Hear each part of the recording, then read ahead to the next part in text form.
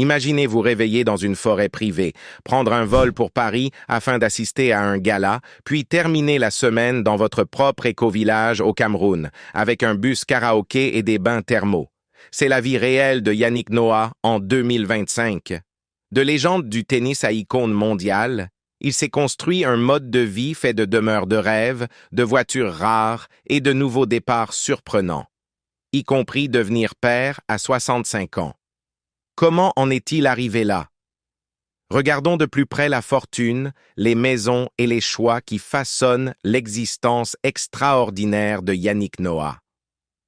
L'empire financier de Yannick Noah n'est pas le fruit d'une seule carrière, c'est le produit de 3 vies professionnelles. Pendant ses années sur le circuit, Noah a gagné 3,4 millions de dollars en prize money, une somme respectable pour l'époque. Il a remporté 23 titres en simple, 16 en double et est devenu une sensation mondiale après sa victoire à Roland-Garros en 1983, un exploit qu'aucun Français n'a réédité depuis, mais les gains des tournois n'étaient qu'un début. Son charisme naturel a fait de lui un aimant pour les partenariats de marque, Nike, Wilson, Société Générale et bien d'autres. Au sommet de sa carrière, il gagnait probablement plusieurs centaines de milliers de dollars par an grâce à un mélange de compétition et d'endossement. En 1991, Noah sort Saga Africa, qui devient immédiatement un tube de l'été. Entre 2003 et 2012, il vend 4,5 millions d'albums en France, faisant de lui l'un des artistes les plus populaires du pays, des titres comme Aux arbres citoyens, Angela ou Ma colère sont devenus de véritables marqueurs culturels. La musique lui a rapporté bien plus d'argent que le tennis, notamment grâce aux tournées, au merchandising et aux royalties. Selon People with Money, la fortune de Yannick Noah atteignait la somme stupéfiante de 215 millions d'euros en 2022, un chiffre qui a surpris même ses plus fervents admirateurs, et contrairement à beaucoup d'athlètes retraités dont la richesse repose presque entièrement sur leurs années sportives, Noah a bâti son empire pièce par pièce à travers des initiatives couvrant presque tous les domaines, divertissement, affaires, style de vie. Sa montée financière raconte l'histoire d'un homme qui a compris très tôt que la longévité publique dépend de la diversification. Une grande partie de sa richesse provient de l'immobilier. Au fil des décennies, Noah a investi avec un remarquable instinct, achetant au bon moment, revendant au bon moment et choisissant toujours des marchés à forte valeur stable. De son vaste domaine dans les Yvelines à son duplex surplombant Central Park, Noah a toujours considéré la pierre non seulement comme un foyer, mais comme un atout stratégique. Et au Cameroun, où il est désormais chef de son village, il a transformé des terres ancestrales en un complexe écotouristique si prospère qu'il est devenu à la fois un symbole culturel et un pilier financier. La valeur de ses propriétés le place déjà largement au-dessus de la moyenne des anciens sportifs. Mais l'immobilier n'est que l'ossature d'une structure bien plus vaste. Noah a également investi massivement en bourse, une habitude qu'il a développée au début de sa carrière musicale, lorsque les royalties affluaient et qu'il cherchait à protéger et multiplier ses revenus. Ses proches affirment qu'il travaille depuis longtemps avec des conseillers spécialisés dans les placements à long terme et à faible risque. Actions internationales de premier ordre, fonds d'infrastructure, portefeuille de marques de luxe. Un type de stratégie conservatrice mais régulière qui ne fait pas les gros titres, mais qui construit silencieusement une immense fortune. Il y a ensuite le chapitre inattendu de son travail avec CoverGirl, l'un des contrats publicitaires les plus lucratifs jamais signés par un sportif devenu artiste français. Lorsque l'accord a été annoncé dans les années 2000, beaucoup en France ont été stupéfaits. Un ancien champion de tennis représentant l'une des plus grandes marques de beauté au monde. Mais le partenariat s'est révélé être une mine d'or. Le profil international de Noah, athlète, musicien, icône multiculturelle, correspondait parfaitement aux ambitions globales de la marque. Avec le temps, Le contrat est devenu un partenariat de licence à long terme qui continue de générer des royalties en 2025. Noah s'est également lancé dans l'hôtellerie et la restauration à Paris. Il est d'abord devenu investisseur discret, puis propriétaire à part entière de plusieurs établissements qui ont fini par former une chaîne reconnue, chez le gros Yannick connu pour leur ambiance chaleureuse et leur mélange de saveurs françaises et africaines. Ces restaurants sont devenus assez rentables pour constituer une partie importante de son portefeuille financier. Les habitués racontent souvent que le chanteur apparaissait sans prévenir le soir, saluant les clients et interprétant parfois quelques titres, transformant chaque adresse en une extension de sa personnalité. Ses ambitions entrepreneuriales ne se sont pas arrêtées là.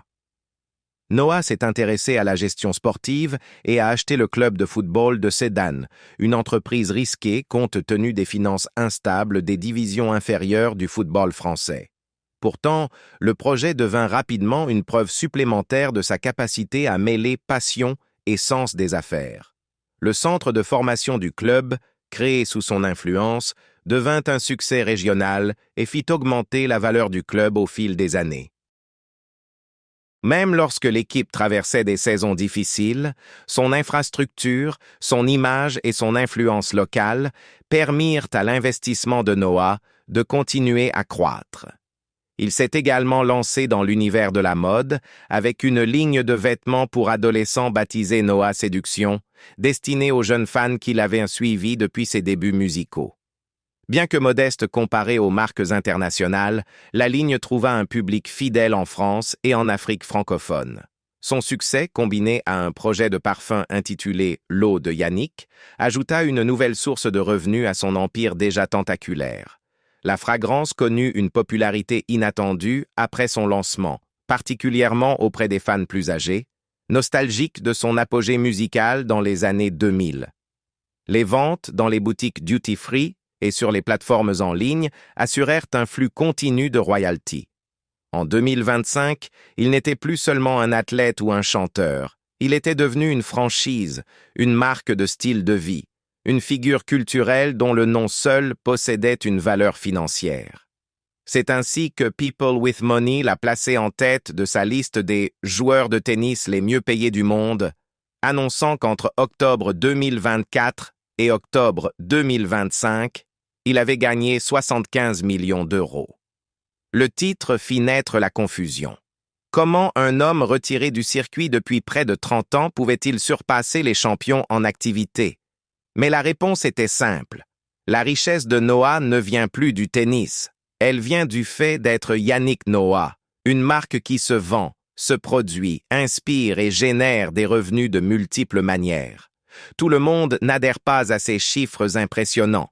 Des sources plus prudentes, comme Celebrity Net Worth, estiment sa fortune bien plus bas, autour de 10 millions de dollars, des montants que beaucoup d'observateurs considèrent ridiculement faibles au regard de ses décennies de tournées, d'investissements et de projets commerciaux. La vérité se situe, comme toujours, quelque part entre les deux, mais peu importe où exactement. Il est indéniable que Noah a largement dépassé la trajectoire financière moyenne d'un sportif retraité. Alors que la carrière tennistique de Yannick Noah décollait à la fin de son adolescence et au début de sa vingtaine, son style de vie changea rapidement, particulièrement en ce qui concerne les symboles matériels de réussite. L'une de ses premières indulgences fut les voitures de luxe. Il a parlé ouvertement du fait qu'après avoir grandi modestement au Cameroun, avec un accès limité aux ressources, l'attrait des véhicules coûteux avait été immédiat et puissant. Il commença avec une petite BMW, un rêve autrefois hors de portée. Mais à mesure que les victoires et les chèques s'accumulaient, ses ambitions évoluèrent. Il passa rapidement à des modèles plus grands, plus puissants, notamment des versions haut de gamme comme les A633 puis les A635 Turbo. Ce n'étaient pas seulement des achats personnels, c'étaient des marqueurs évidents d'une richesse montante, certains modèles dépassant déjà les 70 000 € à l'époque. Le prix n'était pas un problème, il faisait partie du message. Noah a admis que ses choix étaient influencés par un désir de visibilité et d'assurance. Dans une interview, il décrivait la voiture comme un outil de statut social, affirmant « La belle bagnole, c'est l'aspirateur à gonzesse ». Une remarque brute reflétant comment, dans sa vingtaine, le luxe n'était pas qu'une question de confort ou de mécanique, mais de pouvoir social. Mais il reconnaissait également la satisfaction éphémère que ses achats procuraient. Malgré plusieurs véhicules haut de gamme, il avoua « Ce n'est pas suffisant ». Le frisson disparaissait vite. La valeur, bien que mesurable en termes financiers, n'était pas durable émotionnellement. Les voitures restaient néanmoins un signe précoce de la manière dont Noah appréhenderait l'argent. Non pas simplement comme un moyen de vivre, mais comme un moyen d'exprimer son identité, de prendre du pouvoir et de s'éloigner des limites de son enfance. En 1995, au sommet de sa seconde carrière de chanteur et toujours porté par sa célébrité internationale acquise grâce au tennis, Yannick Noah acquiert un duplex haut de gamme dans l'un des quartiers les plus prisés de Manhattan, le 230 Central Park South. Situé directement en face du parc, l'appartement offrait une vue panoramique sur l'espace vert le plus emblématique de la ville, une adresse synonyme de prestige, de discrétion et de charme architectural. Noah acheta l'appartement alors qu'il était marié à la supermodèle britannique Heather Stewart-White. Leur union, qui mêlait héritage franco-africain et univers de la haute couture, en faisait l'un des couples les plus en vue de la décennie. L'appartement lui-même était vaste, lumineux et indéniablement luxueux. Avec 3 grandes chambres et d'immenses baies vitrées permettant à la lumière d'inonder les pièces, le duplex offrait une sensation rare d'espace au cœur de la densité verticale de New York. Il comprenait également plusieurs salles de bain complètes et un vaste séjour ouvert sur une salle à manger, idéale pour recevoir. Plus tard, Noah agrandit la propriété en achetant un studio adjacent pour 500 000 $, ajoutant encore davantage de mètres carrés à ce qui était déjà une résidence urbaine d'exception. En 2015, Noah mit en vente l'ensemble du bien pour 9,5 millions de $, soit environ 8 millions d'euros à l'époque. Le prix demandé reflétait à la fois l'emplacement, la qualité intérieure du bien, mais aussi le prestige lié à son propriétaire. On ignore s'il l'a réellement vendu à ce prix, mais l'annonce marquait la fin d'une époque. La reconnaissance que son mode de vie, autrefois ancré dans les cercles parisiens de la mode et la vie mondaine new-yorkaise, était en train d'évoluer vers quelque chose de plus calme et plus enraciné. De retour en France, Noah avait longtemps conservé un vaste domaine à Feucherolles, une commune paisible des Yvelines, à l'ouest de Paris entourée de nature. La propriété servait de refuge pendant les années où sa carrière musicale était la plus intense. Ce n'était pas seulement une maison, c'était un petit univers à part entière. Le domaine comprenait un lac privé, une zone boisée, des jardins paysagers et une piscine. Autant de caractéristiques reflétant à la fois son besoin de confidentialité et son profond attachement à la vie en plein air. Pendant le confinement de 2020, Noah partagea exceptionnellement un aperçu du rôle que cette propriété jouait dans son quotidien. Il décrivit des matinées passées à jardiner, de longues après-midi à écouter de la musique, et un plaisir retrouvé en feuilletant de vieilles photos et objets rangés dans des cartons jamais ouverts. Il jeûna même pendant 15 jours dans le cadre d'une remise à zéro spirituel personnel. C'était une forme de luxe non pas ostentatoire, mais intime. La liberté du temps, la liberté de l'espace et la capacité de se retirer de la vie publique sans jamais se sentir isolé. Pourtant, la propriété la plus significative du patrimoine de Yannick Noah se trouve loin de Paris ou de New York. Après la mort de son père en 2017, Noah retourna au Cameroun et endossa un rôle chargé de sens culturel et émotionnel. Il devint le chef traditionnel d'Etoudi, le village où il avait passé les premières années de son enfance. C'est sur cette terre familiale qu'il développa ce que l'on appelle aujourd'hui le village Noah, un projet qui dépasse largement la simple notion d'immobilier. Construit sur 2 hectares de terres ancestrales, en périphérie de Yaoundé, le village Noa est un hybride entre éco-resort, centre culturel et entreprise sociale. Le complexe comprend un hôtel-boutique de 19 chambres à thème et 3 suites plus grandes, dont une réservée aux invités VIP. Chaque chambre est décorée avec des matériaux locaux, rotin, bambou, textile tissé à la main, pour atteindre ce que Noa décrit comme un style ethnique chic, mêlant confort et authenticité.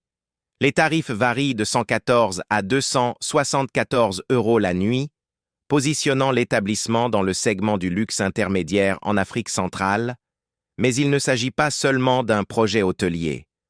Le village Noa inclut une série d'infrastructures destinées à promouvoir le sport, le bien-être et l'engagement communautaire. 3 cours de tennis accueillent des programmes pour la jeunesse régionale. Un terrain de basket complet, construit à la demande de son fils Joachim, vétéran de la NBA, accueille des tournois locaux. On y trouve un bain thermal, une grande piscine et même un bus vintage transformé en salon de karaoké. Le restaurant sert des plats traditionnels camerounais et un mini-musée expose des souvenirs de la vie personnelle et professionnelle de Noa, ainsi que des objets culturels de la région. Une école située sur le domaine accueille environ 300 enfants, offrant une opportunité éducative précieuse et rare pour la population locale. Noa a investi près de 1,5 million dans le village Noa, non seulement dans les bâtiments, mais aussi dans l'infrastructure humaine, enseignants, entraîneurs, cuisiniers et équipes d'entretien ont tous été recrutés localement. Lorsqu'on lui demanda s'il s'agissait d'un projet commercial, il rejeta l'idée. Ce n'est pas le business qui compte, mais la spiritualité de l'endroit. Pour lui, ce village est un projet d'héritage, une manière de renouer avec son passé, d'honorer ses parents et de redonner de façon digne et utile. Ce qui rend ces 3 propriétés remarquables, ce n'est pas seulement leur emplacement ou leur coût, mais ce qu'elle révèle de la transformation de Noa New York représentait ces années de célébrité mondiale, haute couture, grands concerts et ambition cosmopolite. Feucherolles offrait une pause, un sanctuaire privé au sommet de sa gloire, où la nature et la famille reprenaient le dessus. Et au Cameroun, il a trouvé une nouvelle forme de luxe, le sens, la continuité culturelle, l'enracinement. Ensemble, ces lieux forment l'architecture physique de son parcours, de jeune star à icône publique, puis à aîné, bâtisseur et guide spirituel. À 65 ans, Yannick Noa est père de 6 enfants, issus de 4 relations différentes, chacune marquant une étape distincte de sa vie. La plus jeune, Kilani, est née en octobre 2024, soit 39 ans après son fils aîné, Joachim. Cette naissance a surpris même ses amis proches et relancé l'intérêt du public pour la vitalité durable de Noa et sa capacité à se réinventer. La mère de Kilani est Malika, une femme de 35 ans, sa cadette, que Noa a rencontrée en 2022. Fille d'un diplomate africain de haut rang et professionnel du secteur médical, elle est apparue pour la première fois à ses côtés lors d'escapades romantiques à Saint-Tropez et à Yaoundé. Leur lien s'est rapidement approfondi, culminant avec l'arrivée de leur fille. Depuis, Noa vit la paternité avec une joie tranquille, partageant sur les réseaux sociaux des photos spontanées accompagnées de légendes comme Love, Love, Love ou Happy Days. C'est une image plus douce de lui, moins rockstar, davantage sage enraciné. Pourtant, le parcours de Noa en tant que père avait commencé des décennies plus tôt. En 1985, avec le mannequin suédois et Miss Suède Cecilia Rodd, il a eu Joachim, qui deviendra une star de la NBA. Joachim attribue souvent à son père son fighting spirit et son esprit libre, des influences déterminantes. Leur fille, Yelena, née en 1986, s'est tournée vers des chemins artistiques loin des projecteurs. Après sa séparation d'avec Rodd II, Noa entame une relation avec Heather Stewart White, mannequin britannique. Ils ont 2 filles, Elijah et Jenai, cette dernière suivant aujourd'hui une carrière de mannequin prometteuse, bien que leur relation se soit terminée en 1999. Noah a ensuite racheté sa part de leur appartement de Central Park et l'a conservé jusqu'à sa vente pour 8 millions d'euros en 2015. Sa relation la plus longue fut avec Isabelle Camus, fille du producteur Jean-Claude Camus. Du début des années 2000 à 2022, ils ont partagé près de 20 ans de vie commune et élevé Joa Lucas, qui a passé une partie de son enfance à vivre sur un bateau alors que la famille voyageait.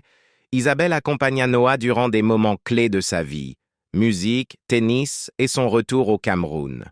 Après leur séparation, Noah a accueilli la solitude comme une forme de paix. Me réveiller seul dans mon jardin, c'est un luxe inestimable, confia-t-il à Gala. Il n'avait pas l'intention de recommencer une nouvelle histoire, jusqu'à ce que Malika et Kilani arrivent aujourd'hui, jonglant entre son rôle de grand-père et celui de père d'un nouveau-né. Noah vit pleinement le moment présent.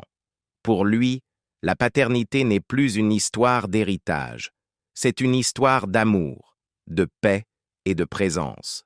Entre 2019 et 2021, Yannick Noah s'est éloigné du tumulte de la vie publique et a entamé l'un des chapitres les plus atypiques de son parcours personnel.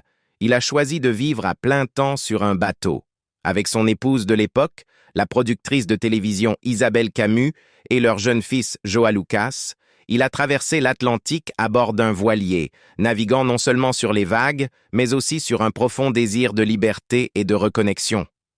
Pour Noah, ce n'était pas un simple voyage luxueux, c'était un rêve longtemps repoussé, né de décennies de tournées, de parentalité et de pression médiatique. « J'ai toujours aimé la mer », expliquait-il alors dans Le Parisien. Le calme, la communauté des marins, la façon dont on se salue même si on ne s'est jamais rencontré. C'est comme les motards. On reconnaît quelque chose chez l'autre.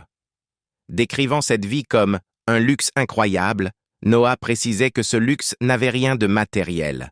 Il s'agissait de silence, de rythme et de distance.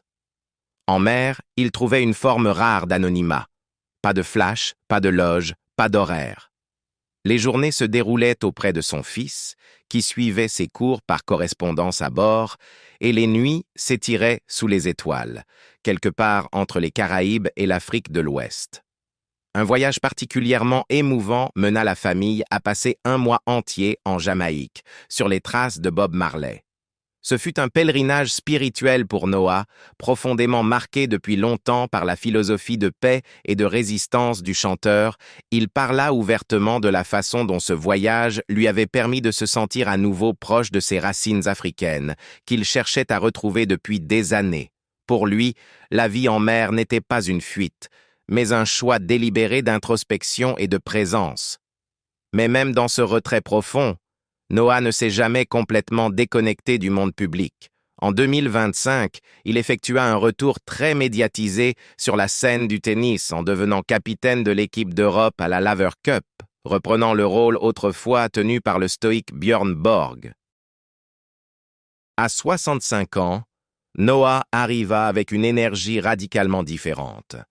Là où certains capitaines criaient depuis le banc ou multipliaient les discours tactiques, lui restait serein, observateur, presque méditatif. Pendant les matchs tendus, on le voyait assis en arrière, bras croisés, regard calme, offrant seulement quelques mots ou un signe de tête.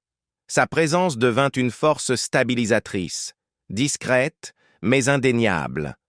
Son homologue, André Agassi, capitaine de Team World, apportait feu, émotion et charisme. Le contraste entre les deux hommes créait une véritable dramaturgie. Si Agassi incarnait le guerrier, Noah était le moine. Et pourtant, sous cette apparence paisible, l'ancien compétiteur restait affûté. « Il n'a pas besoin de crier pour diriger », nota un journaliste. « Il te regarde et tu comprends. » En dehors des cours, la musique reste l'un des piliers de son identité. S'il ne sort pas d'album majeur en 2025, Noah prépare une nouvelle tournée acoustique à travers la France et une partie de l'Afrique francophone. Cette fois, Il a choisi une approche plus minimaliste. Petites salles éclairées à la bougie, arrangements épurés, et un seul guitariste à ses côtés, Nicolas Payet, collaborateur de longue date. Ses concerts sont intimes, introspectifs et largement improvisés.